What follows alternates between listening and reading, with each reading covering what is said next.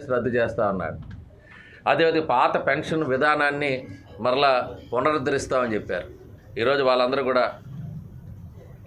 ఏ రకంగా ఈరోజు ప్రభుత్వ ఉద్యోగాలు కూడా రోడ్లు ఎక్కారు, టీచర్ల విషయంలో ఏ రకంగా ఈరోజు ఉన్నారనేటువంటిది కూడా మనందరం చూస్తున్నాం.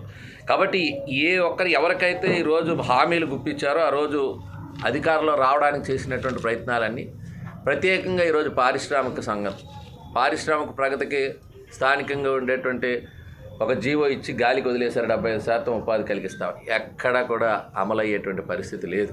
ఈరోజు జీవోలతో పరిస్థితి. రెండోది ఒక్క కొత్త పరిశ్రమ కూడా ఈరోజు వచ్చేటటువంటి పరిస్థితి లేదు. ప్రత్యేక హోదా గురించి మరి ఎంపీలు గెలిస్తే కేంద్రాన్ని మెడలు వంచి ఇప్పిస్తూ ఉన్నారు. ఈరోజు హోదా మాట లేదు, ఆ ఊసే లేనటువంటి పరిస్థితిలో ఉంటే పరిశ్రమలు ఎట్లా వస్తాయి, పరిశ్రమలకు రాయితీలు ఎట్లా వస్తాయి, ఎలా ఉపాధి అవకాశాలు కలిగిస్తారు అనేటువంటిది కూడా మనందరం కూడా చూస్తున్నాం. కాబట్టి ఈ రకమైనటువంటి పరిస్థితుల్లో ఈరోజు 2,30,000 ఉద్యోగాలు, ప్రభుత్వ ఉద్యోగాలు ఉండేవి.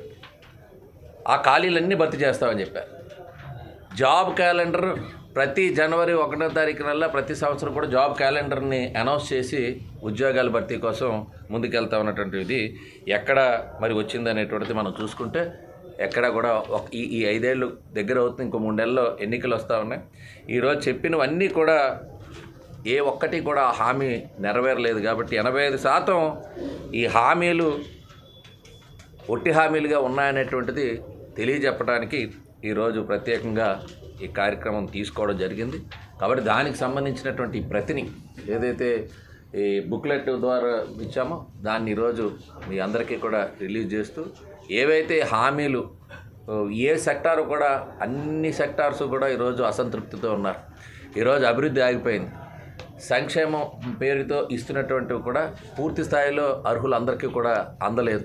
3,000 రూపాయలు పెన్షన్ ఇస్తామని చెప్పారు ఎన్నికల ముందు. ఈరోజు దాకా 5 ఏళ్ళు గడిచి ఈ 3 నెలలు మాత్రం 3,000 రూపాయలు, అంటే 5 ఏళ్ల పాలనలో ఈ 3 నెలలకి 3,000 ఇస్తున్నట్టు, అది కూడా రేపటి నుంచి అమలు అవుతున్నట్టు చెప్పే ప్రయత్నం చేస్తున్నారు. అంటే ఏ హామీని కూడా నెరవేర్చకుండా ఈరోజు పేదవాళ్ళకి భారం పెరిగేటట్టుగా చెత్త పన్ను నిర్ణయాలు కానీ లేకపోతే కరెంటు బిల్స్ కానీ విపరీతంగా పెంచి ఈరోజు పెట్రోల్, డీజిల్, గ్యాస్ కూడా ఇతర రాష్ట్రాలతో పోల్చుకుంటే మనం ఎక్కువగా ఉన్నాం.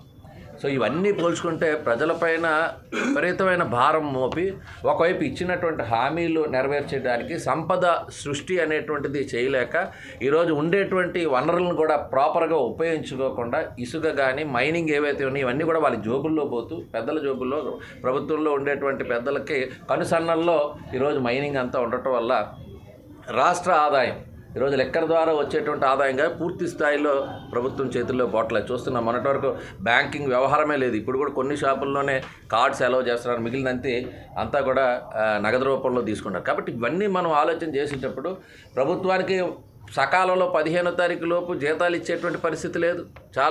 చాలా ఆర్గనైజేషన్స్కి ఇప్పటికీ కూడా 1వ తారీఖు లేకపోతే 1, 2, 3 తారీఖుల్లోనే జీతాలు వచ్చేటువంటి సంప్రదాయం ఉంటే ఈరోజు ఇప్పటికీ కూడా జీతాలు ఇవ్వలేని పరిస్థితి. కాంట్రాక్ట్ కార్మికులకి అందరికీ రెగ్యులరైజ్ చేస్తా ఉన్నారు. అవుట్సోర్స్ ఉద్యోగస్తులకి రెగ్యులరైజ్ చేస్తామని చెప్పారు పాదయాత్రలో. మరి ఈరోజు ఆ ఉద్యోగస్తులు కూడా అందరూ కూడా ఈరోజు రోడ్లు ఎక్కే పరిస్థితి వచ్చింది.